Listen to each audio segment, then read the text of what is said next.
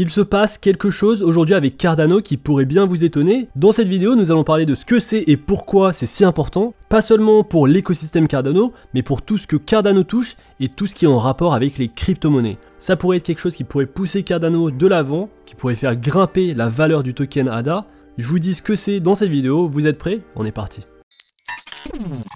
Salut à tous et bienvenue dans cette nouvelle vidéo où on va parler du projet Cardano et de toutes les évolutions, les mises à jour sur Cardano et l'impact qu'il pourrait y avoir sur ce projet sur le long terme. Avant de commencer, tout d'abord, bonne rentrée à tous et comme d'habitude, je compte sur vous pour liker la vidéo, pour vous abonner à la chaîne et pour nous rejoindre sur Discord pour discuter d'investissement. C'est peut-être le meilleur moment de se pencher sur les crypto-monnaies, sur les actifs boursiers également, car même si les valeurs ont fortement chuté, c'est le moment de se former et c'est le moment d'être en communauté pour apprendre au maximum. Et donc aujourd'hui on parle de Cardano et bien que le graphe nous montre que le prix du token ADA n'a pas évolué, on est sur une phase qui semble être une phase d'accumulation importante pour le token ADA au niveau des 0,45-0,43 $ depuis mai 2022 jusqu'à aujourd'hui. Même s'il n'y a aucune performance montrée sur le token ADA, il y a beaucoup de choses qui évoluent, beaucoup de mises à jour sur le projet et des nouvelles mises à jour comme le hard fork Vacil qui vient d'être sorti, on va parler de ça dans cette vidéo et de l'impact d'une telle mise à jour sur la feuille de route de Cardano et les nouvelles étapes, les prochaines étapes qui vont rendre le projet Cardano bien plus attirant pour les développeurs.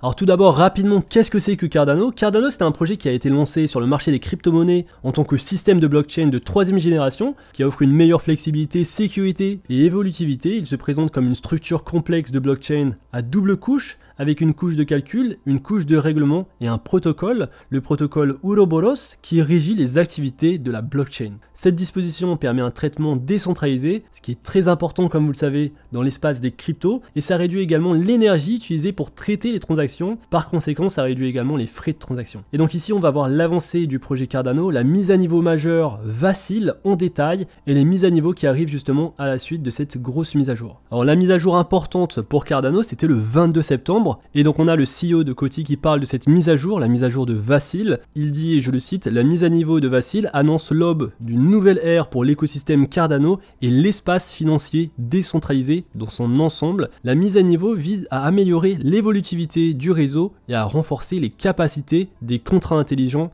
de Cardano. Alors avant d'examiner les avantages fonctionnels et opérationnels offerts par le hard fork Vacil, il convient de comprendre forcément ce qu'est exactement un hard fork. Dans son sens le plus élémentaire, un hard fork c'est une mise à niveau du réseau mise en œuvre lorsque ceux qui gouvernent une plateforme blockchain décident d'ajouter ou de corriger certaines caractéristiques de l'écosystème. En d'autres termes, lorsqu'un hard fork a lieu, le réseau se divise en deux versions qui fonctionnent séparément, l'une suivant les caractéristiques et les règles existantes, tandis que l'autre continue en tant que version améliorée du réseau. Alors au niveau du hard fork Vacil de Cardano, celui-ci vise à renforcer les contrats intelligents actuels du réseau afin de créer une meilleure expérience pour les utilisateurs et les développeurs. Et en effet, ça conduira simultanément à un processus de construction plus efficace en ce qui concerne les applications sur la chaîne. Au niveau de l'infrastructure, les nombreuses mises à jour qui accompagnent le hard fork Vacil permettront à Cardano d'augmenter la taille de ses blocs, ainsi que les transactions par seconde, la vitesse de transaction, tout en conservant son mécanisme de preuve de participation, le POS. Alors cette mise à niveau ne vise pas seulement à améliorer l'évolutivité de la chaîne et à optimiser ses fonctionnalités existantes, mais aussi à renforcer la stabilité et la connectivité du réseau. Car la mise à niveau devrait réduire les coûts de transaction du réseau, en plus d'augmenter la vitesse des transactions. Et pour ceux qui ont utilisé le réseau Cardano, vous le savez d'ores et déjà, il y avait tout de même des frais de transaction qui, si on les ajoute beaucoup, peuvent représenter une sacrée somme, et donc c'est important de réduire ces coûts de transaction. Et au niveau de cette mise à jour qu'on vient de connaître le 22 septembre sur Cardano, il faut savoir que ce n'est pas la première mise à jour majeure du réseau, car il y a environ un an, le projet a vu le lancement d'un autre hard fork appelé Alonzo. Celui-ci a été conçu pour permettre aux utilisateurs de concevoir des applications décentralisées en utilisant des contrats intelligents. La mise à niveau d'Alonzo ainsi que de nombreux autres développements étaient le moyen donc pour Cardano de fournir aux utilisateurs une alternative attrayante à l'Ethereum. Et vous le savez sans doute ceux qui suivent le projet Cardano, après la mise à niveau d'Alonzo, on a vu le prix de Cardano complètement chuter. Le prix du token ADA avait atteint les 3 $ pour chuter depuis cette mise à niveau. et c'est généralement ce qui se passe. On va buy the rumor, sell the news, donc acheter la rumeur et vendre avant ou alors lorsque l'information sort. C'est ce qui s'est passé sur la mise à niveau Alonso, et c'est ce qui s'est passé un petit peu, d'une moindre façon pour l'instant, sur la mise à niveau Vacil. Alors vous devez comprendre que le hard fork pour Cardano, ce n'est pas tout à fait la même chose qu'un hard fork pour Bitcoin. Dans le Bitcoin, quand il y a un hard fork, il y a une nouvelle chaîne et un nouveau code qui est créé, mais avec Cardano, ce n'est pas le cas. Et donc cette mise à jour ne perturbe pas ni ne divise la communauté Cardano. Et jusqu'à présent, toutes ces mises à jour majeures qu'on a connues, ce sont des mises à jour qui suivent la feuille de route de Cardano. Alors le projet Cardano, un projet qui est très académique, il y a beaucoup de recherche qui est faite autour de la technologie et ils essayent de prévenir au maximum des erreurs ou des bugs ou du piratage sur leur blockchain. Et donc la feuille de route se veut être une feuille de route long terme et on peut essentiellement séparer la feuille de route Cardano en 5 époques. La première, l'époque Byron, l'époque de la fondation, la deuxième, l'époque Shelley, la décentralisation, la troisième, l'époque Gauguin, les smart contracts, les contrats intelligents,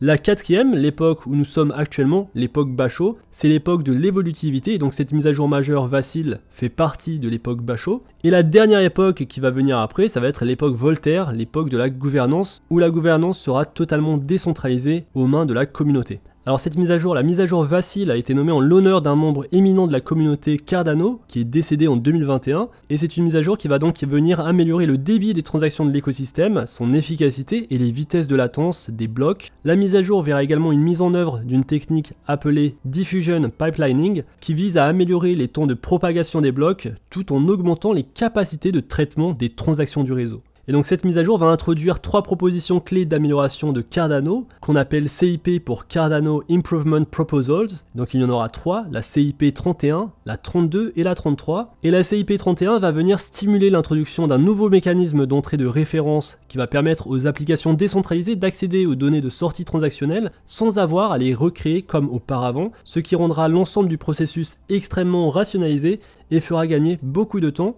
On va également avoir le CIP32 conçu pour améliorer les niveaux de décentralisation natifs de Cardano en introduisant une fonction de stockage des données sur la chaîne pour les participants au réseau, et le CIP33 va venir alléger les transactions en apportant des modifications au script de programmation natif du système, ce qui va permettre un traitement plus rapide ainsi qu'une réduction des frais. Et enfin, on va avoir une autre amélioration appelée le CIP40 qui sera introduite dans le cadre de Vacil. Elle introduira un nouveau mécanisme de transaction de sortie pour aider à améliorer la transaction des blocs sans validation complète. Alors parmi les autres mises à jour, citons l'amélioration de Plutus, le langage de programmation des contrats intelligents natifs de Cardano, qui sera désormais plus avancé sur le plan fonctionnel que son itération précédente. Et ça c'est important car Plutus bloquait beaucoup de développeurs. Le langage de programmation des contrats intelligents est plus facile sur Ethereum. Sur Cardano, c'est tout de même limité, mais ces mises à jour vont venir faciliter l'avancée de l'écosystème, la création d'applications décentralisées.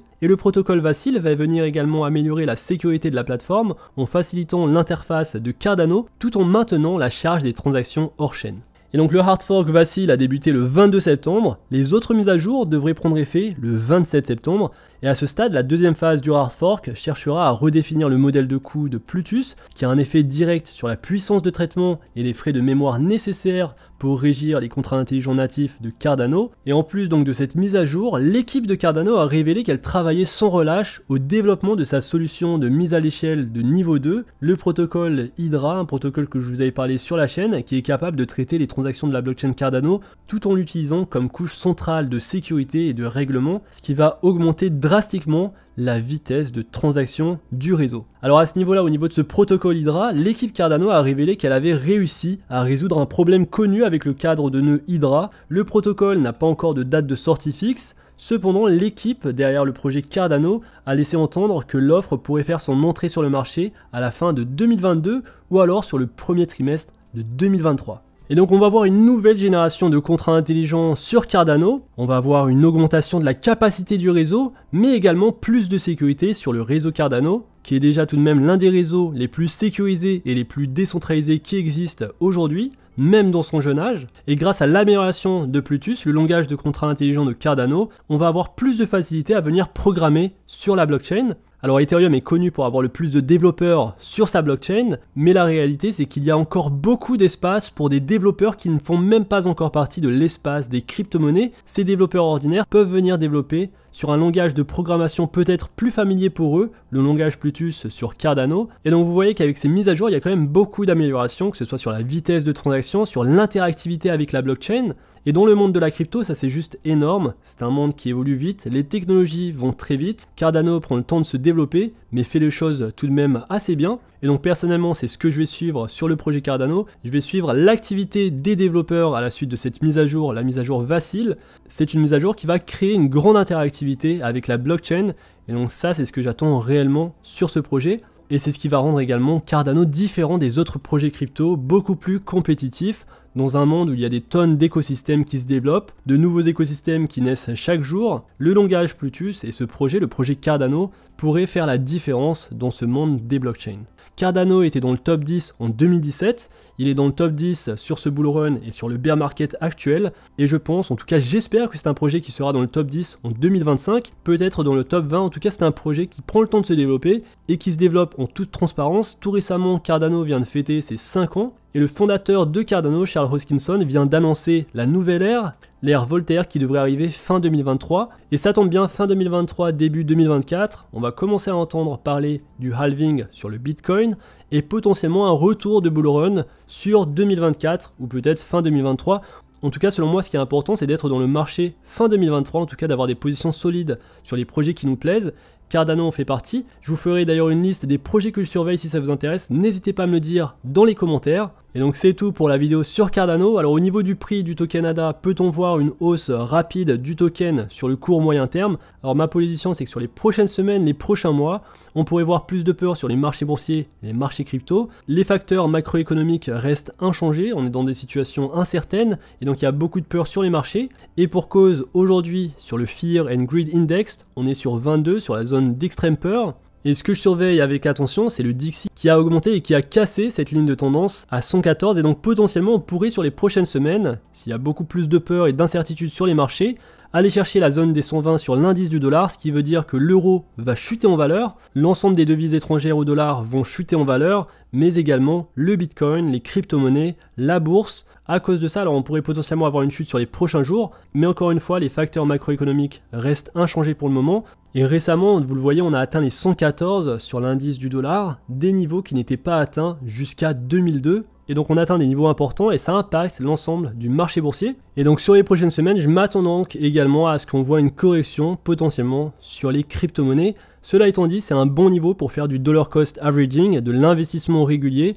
L'ensemble des crypto-monnaies a bien chuté en prix. Alors c'est important ici de se focaliser sur les crypto-monnaies qui ont de bons fondamentaux comme le Bitcoin, l'Ethereum, Cardano également. Et ce que je surveille sur Cardano, si ça arrive sur les prochaines semaines, c'est le niveau des 0,2, 0,25, ce qui pourrait représenter de très bonnes opportunités pour le long terme, sachant en plus qu'on peut staker nos tokens Cardano pour générer des jetons de manière passive. Et donc le niveau le plus important que je surveille sur Cardano, c'est le niveau des 0,2 $. Ça peut arriver, ça peut potentiellement arriver, surtout si on a le Bitcoin qui continue à chuter, et surtout si on a toujours cette atmosphère de peur sans forcément de bonnes nouvelles sur la macroéconomie. Dites-moi ce que vous en pensez dans l'espace commentaire, j'ai hâte de lire vos commentaires, j'espère que vous avez aimé cette vidéo, si c'est le cas n'hésitez pas à liker la vidéo, à vous abonner à la chaîne, n'hésitez pas également à vous abonner à la newsletter Le Monde Crypto pour ne pas rater nos prochains articles sur les crypto-monnaies que nous surveillons. On se retrouve très vite pour une prochaine vidéo, d'ici là faites attention à vous, investissez bien et à la prochaine. Peace.